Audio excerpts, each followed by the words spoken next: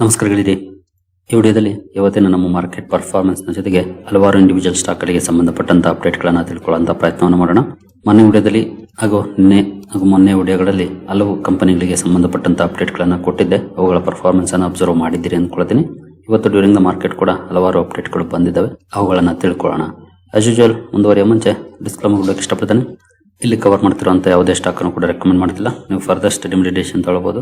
As educational purpose ನಾನು ಈ video ನಿಮ್ಮ ಮುಂದೆ ತರ್ತಾ ಇದ್ದೀನಿ.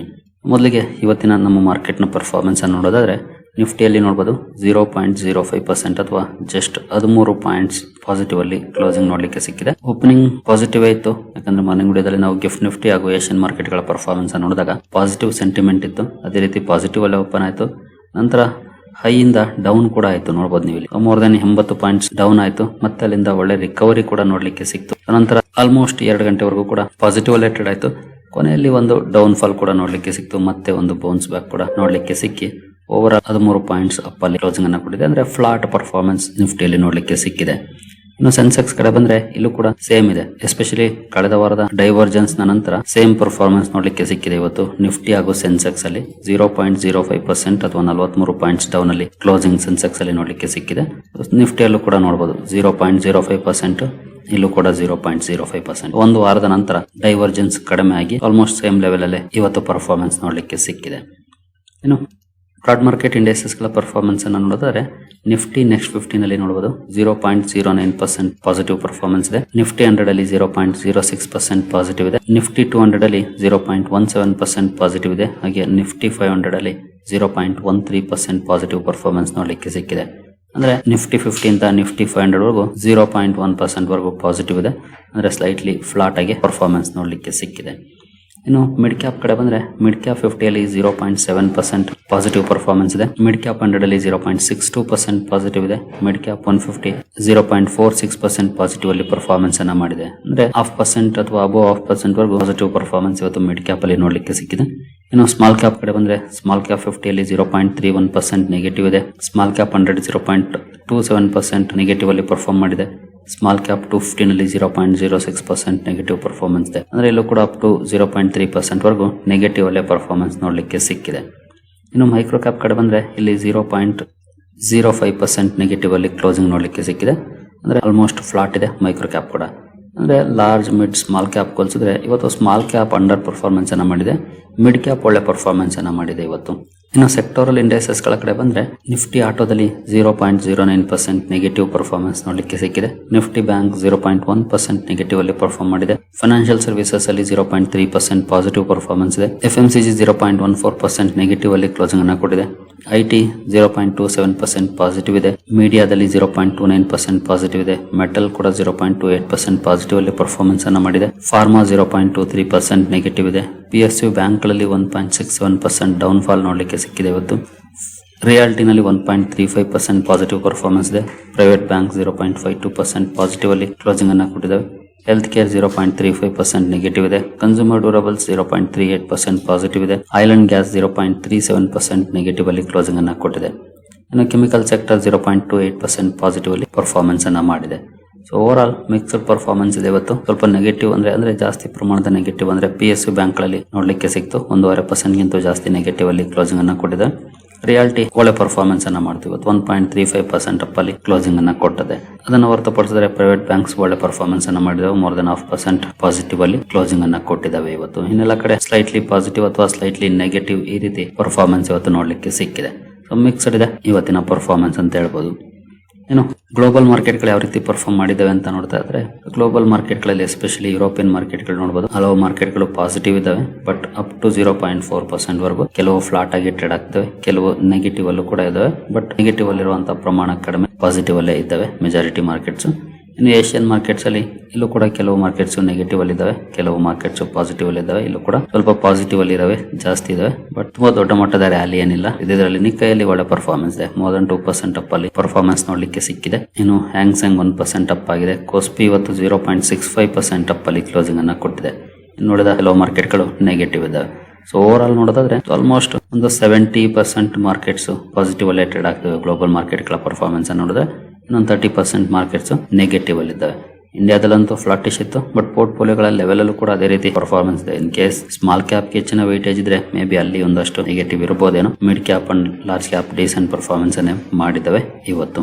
ಇನ್ನು ಕ್ರೂಡ್ ನ ಪರ್ಫಾರ್ಮೆನ್ಸ್ ನೋಡೋದಾದ್ರೆ ಮಾರ್ನಿಂಗ್ ನೋಡಿದಾಗ ಯಾವ ರೀತಿ ಇತ್ತು ಅದೇ ರೀತಿ ಇದೆ. ಇವಾಗಲೂ ಕೂಡ ಮೋರ್ ದನ್ 1% ಪಾಸಿಟಿವ್ ಅಲ್ಲಿ ಟ್ರೇಡ್ ಆಗ್ತಿದೆ. ಅಲ್ಲೇನಂತ ಬಿಗ್ ಡಿಫರೆನ್ಸ್ ಆಗಿಲ್ಲ, ನಾರ್ಮಲ್ ಆಗಿ ಪರ್ಫಾರ್ಮೆನ್ಸ್ ಇದೆ.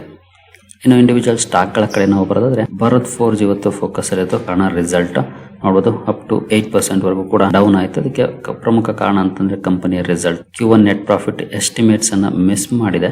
ಹಾಗಾಗಿ ಸ್ಟಾಕ್ ಅಲ್ಲಿ ಸ್ವಲ್ಪ ಜಾಸ್ತಿ ನೆಗೆಟಿವ್ ರಿಯಾಕ್ಷನ್ ನೋಡ್ಲಿಕ್ಕೆ ಸಿಕ್ತು.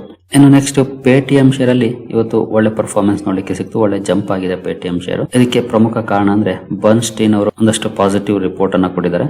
ಇದ್ರ ಜೊತೆಗೆ MDR ಅಲ್ಲಿ ಬದಲಾವಣೆಗಳಾಗಿದೆ. ಅಂದ್ರೆ UPI ಯೂಸ್ ಮಾಡೋದಕ್ಕೆ ಪೇಮೆಂಟ್ ಅಂದ್ರೆ ಚಾರ್ಜಸ್ ಅನ್ನ ಹಾಕುವಂತ ಅನೌನ್ಸ್ಮೆಂಟ್ ಬಗ್ಗೆ ಸರ್ಕಾರದಿಂದ ಒಂದಷ್ಟು ಕ್ಲಾರಿಫಿಕೇಶನ್ಸ್ ಬಂದಿತ್ತು. MDR ಹಾಕೋದಕ್ಕೆ ಸರ್ಕಾರ ಪರ್ಮಿಷನ್ ಕೊಡ್ತು ಅಂತ ಅಂದ್ರೆ ಫಿನ್ಟೆಕ್ ಕಂಪನಿಗಳಿಗೆ ಲಾಭ ಇರುತ್ತೆ ಅದರಿಂದ. ಹಾಗಾಗಿ ಅದೇ ಕಾರಣಕ್ಕೆ ಬರ್ನ್ಸ್ಟೈನ್ ಅವರು ಇದರ ಮೇಲೆ ಪಾಸಿಟಿವ್ ರಿಪೋರ್ಟ್ ಅನ್ನು ಕೂಡ ಕೊಟ್ಟಿದ್ದಾರೆ.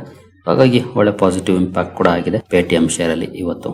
ಹಾಗೆ ಮುಂದುವರಿಯ ಮುಂಚೆ ನಾವು ಮೈಸೂರಲ್ಲಿ ಭಾನುವಾರ retirement and wealth planning workshop ನ ಕಂಡಕ್ಟ್ ಮಾಡ್ತಾ ಇದ್ವಿ. ಇಂಟ್ರೆಸ್ಟ್ ಇರೋರು ಇದರ ಲಿಂಕ್ ಡಿಸ್ಕ್ರಿಪ್ಷನ್ ಅಲ್ಲಿ ಇರುತ್ತೆ, ರಿಜಿಸ್ಟರ್ ಮಾಡ್ಕೊಳ್ಬಹುದು.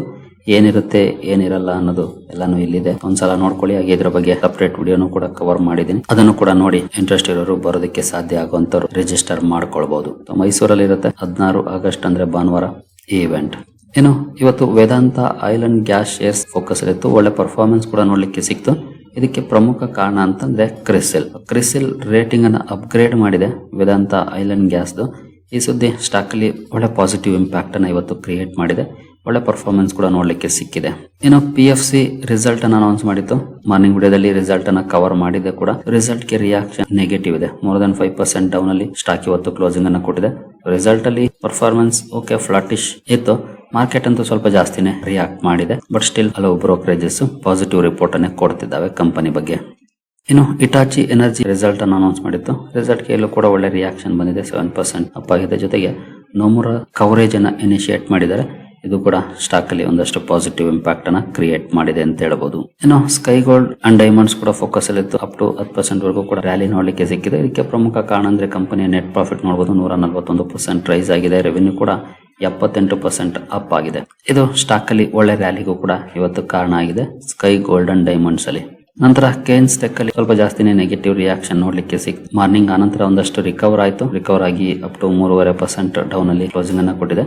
ಕಂಪನಿಯ ರಿಸಲ್ಟ್ ನಾನು ಮಾರ್ನಿಂಗ್ ವಿಡಿಯೋದಲ್ಲಿ ಕವರ್ ಮಾಡಿದ್ದೆ. ರಿಸಲ್ಟ್ ಸ್ವಲ್ಪ ವೀಕ್ ಇತ್ತು, ಹಾಗಾಗಿ ಸ್ಟಾಕ್ ಅಲ್ಲೂ ಕೂಡ ಒಂದಷ್ಟು ನೆಗೆಟಿವ್ ರಿಯಾಕ್ಷನ್ ನೋಡ್ಲಿಕ್ಕೆ ಸಿಕ್ಕಿದೆ. ಹಾಗೆ ಬ್ರೋಕರೇಜಸ್ ಡಿಫರೆಂಟ್ ವ್ಯೂಸ್ ಅನ್ನ ಎಕ್ಸ್ಪೆಕ್ಟ್ ಮಾಡ್ತಿದ್ದಾರೆ. ಅಂದ್ರೆ ಕೆಲವರು ಪಾಸಿಟಿವ್ ರೇಟಿಂಗ್ ಕೊಟ್ಟರೆ ಕೆಲವರು ಡೌನ್ ಗ್ರೇಡ್ ಕೂಡ ಮಾಡಿದ್ದಾರೆ.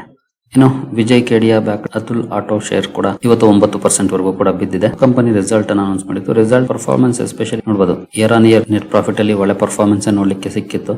ಬಟ್ ಸ್ಟಿಲ್ ಮಾರ್ಕೆಟ್ ಅಂತೂ ನೆಗೆಟಿವ್ ಆಗಿ ರಿಯಾಕ್ಟ್ ಮಾಡಿದೆ ಅತುಲ್ ಆಟೋ ಲಿಮಿಟೆಡ್ ಅಲ್ಲಿ. ಹಾಗೆ ಮುಂದುವರಿಯ ಮುಂಚೆ ಡಿಸ್ಕ್ರಿಪ್ಷನ್ ಅಲ್ಲಿ ಅಕೌಂಟ್ ಓಪನ್ ಮಾಡ್ಕೊಳ್ಳುವಂತ ಲಿಂಕ್ ಇದೆ. ಇಂಟ್ರೆಸ್ಟ್ ಇರೋ ಅಕೌಂಟ್ ಅನ್ನು ಓಪನ್ ಮಾಡ್ಕೊಳ್ಬಹುದು.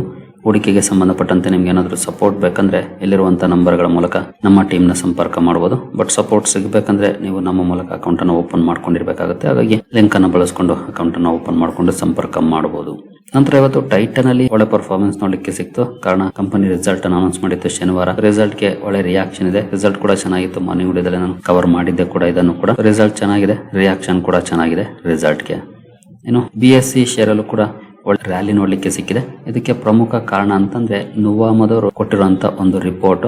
ಸೊ ಮೇ ಬಿ ಮುಂದಿನ ನಿಫ್ಟಿ ರೀಬ್ಯಾಲೆನ್ಸಿಂಗ್ ಅಲ್ಲಿ ವಿಪ್ರೋನ ರೀಪ್ಲೇಸ್ ಮಾಡಬಹುದು ನಿಫ್ಟಿ 50 ಅಲ್ಲಿ ಅನ್ನುವಂತ ಅಪ್ಡೇಟ್ ಬಂದಿದೆ. ಈ ಸುದ್ದಿ ಸ್ಟಾಕ್ ಅಲ್ಲಿ ಒಳ್ಳೆ ರ್ಯಾಲಿಗೂ ಕೂಡ ಕಾರಣ ಆಗಿದೆ. ಹಾಗಾದ್ರೆ ಈ ನಿಫ್ಟಿ 50ಗೆ ಸೇರ್ಕೊಳ್ಳೋದ್ರಿಂದ ಆಗುವಂತ ಬೆನಿಫಿಟ್ ಏನು ಅಂತ ನೋಡೋದಾದ್ರೆ, this reshuffle could lead to significant inflows into BSE with estimated value of $741 million. On the other hand, exclusion of Wipro is likely to result outflows of $246 million. $741 million inflow ಬರುವಂತ ಲೆಕ್ಕಾಚಾರವನ್ನ ಮಾಡ್ತಾ ಇದ್ದಾರೆ in case Nifty 50ಗೆ ಸೇರ್ಕೊಂಡ್ರೆ BSE share. ಹಾಗೆ ವಿಪ್ರೋ ಇದನ್ನ replace ಮಾಡ್ತಂದ್ರೆ $246 million outflow ಹೋಗುತ್ತೆ ವಿಪ್ರೋದಿಂದ. ಈ ರೀತಿಯ ಲೆಕ್ಕಾಚಾರವನ್ನ ಮಾಡ್ತಿದ್ದಾರೆ ನುವಾಮದ್ ಅವರು. ನೋಡೋಣ, ಗೊತ್ತಾಗುತ್ತೆ ಸದ್ಯದಲ್ಲೇ. ಇದ್ರ ಜೊತೆಗೆ TVS ಮೋಟಾರ್ ಇದು ಕೂಡ probable contender to replace Wipro ಅಂತ ಹೇಳ್ತಿದೆ ಈ ರಿಪೋರ್ಟ್. ಅಂದ್ರೆ in case Nifty 50 index methodology ಏನಿದೆ ಅಲ್ಲೇನಾದ್ರೂ ಸ್ವಲ್ಪ ಮಟ್ಟಿಗೆ ಬದಲಾವಣೆಗಳಾದ್ರೆ TVS ಮೋಟಾರ್ ಸ್ಟ್ರಾಂಗ್ ಕಂಟೆಂಡರ್ ಆಗುತ್ತೆ. ಬದಲಾವಣೆ ಆಗಿಲ್ಲ ಅಂತ ಈಗಿರುವಂತ ರೂಲ್ಸ್ ಇದ್ರೆ ಅದು BSE ಗೆ ಹಾದಿಯನ್ನ ಸುಗಮ ಮಾಡಿಕೊಳ್ಳುತ್ತೆ. ಈ ರೀತಿಯ ಲೆಕ್ಕಾಚಾರವನ್ನ ನೋವಾಮದವರು ಮಾಡ್ತಿದ್ದಾರೆ. ಆಲ್ಮೋಸ್ಟ್ ನೋವಾಮದವರು ಈ ಹಿಂದೆ ಕೂಡ ಈ ರೀತಿಯ ಅಪ್ಡೇಟ್ ಗಳನ್ನ ಕೊಟ್ಟಿದ್ರು, ಎಸ್ಪೆಷಲಿ ಹಿಂದಿನ ರೀಬ್ಯಾಲೆನ್ಸಿಂಗ್ ಅಲ್ಲಿ. ಆಗ ಅವರೇನು ಎಕ್ಸ್ಪೆಕ್ಟ್ ಮಾಡಿದ್ರು ಅದೇ ಆಗಿತ್ತು. ಈ ಸಲ ಏನಾಗುತ್ತೆ ನೋಡೋಣ. ಇನ್ನು ನಿಫ್ಟಿ ನೆಕ್ಸ್ಟ್ 50ಗೆ ಸಂಬಂಧಪಟ್ಟಂತೆ ಕೂಡ ಒಂದು ಅಪ್ಡೇಟ್ ಅನ್ನ ಕೊಡ್ತಾರೆ. Wipro, Vedanta, aluminium, Hitachi energy, Idea, Polycab and BHEL Nifty next 50ಗೆ ಸೇರ್ಕೊಳ್ಬಹುದು ಅಂತ ಲೆಕ್ಕಾಚಾರ ಮಾಡ್ತಿದ್ದಾರೆ. ಇವ್ರುಗಳಿಗೆ ಜಾಗವನ್ನ ಬಿಟ್ಕೊಡೋದು ಅಂತಂದ್ರೆ Indian hotels, REC, United Spirits, Shree cement, Lodha and Mazagon dock ಇವರುಗಳು ಆಚೆ ಹೋಗ್ಬೋದು ನಿಫ್ಟಿ ನೆಕ್ಸ್ಟ್ 50 ಇಂಡೆಕ್ಸ್ ಇಂದ ಅಂತ ಇವರು ಲೆಕ್ಕಾಚಾರವನ್ನ ಮಾಡ್ತಿದ್ದಾರೆ. ನೋಡೋಣ, ಸೆಪ್ಟೆಂಬರ್ ಅಲ್ಲಿ ಅನೌನ್ಸ್ಮೆಂಟ್ ಬರುತ್ತೆ ಅಫಿಷಿಯಲ್ ಆಗಿ. ಆಗ ನಮ್ಗೆ ಗೊತ್ತಾಗುತ್ತೆ ಯಾವ್ದು ಎಕ್ಸಿಟ್ ಆಗ್ತಿದೆ, ಯಾವ್ದು ಎಂಟರ್ ಆಗ್ತಿದೆ ಅಂತ. ನಂತರ ಇವತ್ತು ಬಜಾಜ್ ಪ್ರಾಜೆಕ್ಟ್ಸ್ ಕೂಡ ಫೋಕಸ್ ಅಲ್ಲಿತ್ತು. ಕಾರಣ ನೋಡಬಹುದು 700 ಕೋಟಿ ಕಂಪನಿಗೆ ಪವರ್ ಗ್ರಿಡ್ ಆರ್ಡರ್ ಸಿಕ್ಕಿದೆ. ಈ ಆರ್ಡರ್ ಕಾರಣಕ್ಕೆ ಸ್ಟಾಕ್ ಫೋಕಸ್ ಅಲ್ಲಿತ್ತು. ಸ್ಟಾಕ್ ಅಲ್ಲೂ ಕೂಡ ಒಳ್ಳೆ ರಿಯಾಕ್ಷನ್ ನೋಡ್ಲಿಕ್ಕೆ ಸಿಕ್ಕಿದೆ ಇವತ್ತು. ನಂತರ GR ಇನ್ಫ್ರಾ ಪ್ರಾಜೆಕ್ಟ್ಸ್ ಕೂಡ ಸುದ್ದಿಯಲ್ಲಿತ್ತು. ಈ ಕಂಪನಿ ಕೂಡ 91 ಕೋಟಿ ಆರ್ಡರ್ ಅನ್ನ ಪಡ್ಕೊಂಡಿದೆ. ಈ ಆರ್ಡರ್ ಕಾರಣಕ್ಕೆ ಸ್ಟಾಕ್ ಫೋಕಸ್ ಅಲ್ಲಿತ್ತು. ಸ್ಟಾಕ್ ಅಲ್ಲೂ ಕೂಡ ಒಳ್ಳೆ ರಿಯಾಕ್ಷನ್ ನೋಡ್ಲಿಕ್ಕೆ ಸಿಕ್ಕಿದೆ ಇವತ್ತು. ಸರಿಗಳೇರಿ, ಈ ಎಲ್ಲ ಅಪ್ಡೇಟ್ಸ್ ನಿಮಗೆ ಇಷ್ಟ ಆಗಿದೆ ಅನ್ಕೊಳ್ತೀನಿ. ಹಾಗೆ ಡಿಸ್ಕ್ರಿಪ್ಷನ್ ಅಲ್ಲಿ ವರ್ಕ್ಶಾಪ್ ರಿಜಿಸ್ಟ್ರೇಷನ್ ಲಿಂಕ್ ಇರುತ್ತೆ. ಇಂಟ್ರೆಸ್ಟ್ ಇರೋರು ಹಾಗೂ ಭಾನುವಾರ ಬರೋದಕ್ಕೆ ಆಗುವಂತವ್ರು ರಿಜಿಸ್ಟರ್ ಮಾಡ್ಕೊಳ್ಬಹುದು. ಸರಿಗಳೇರಿ, ಮುಂದಿನ ವಿಡಿಯೋದಲ್ಲಿ ಸಿಗೋಣ. ಅಲ್ಲಿವರೆಗೂ ಜೈ ಹಿಂದ್, ಜೈ ಕರ್ನಾಟಕ.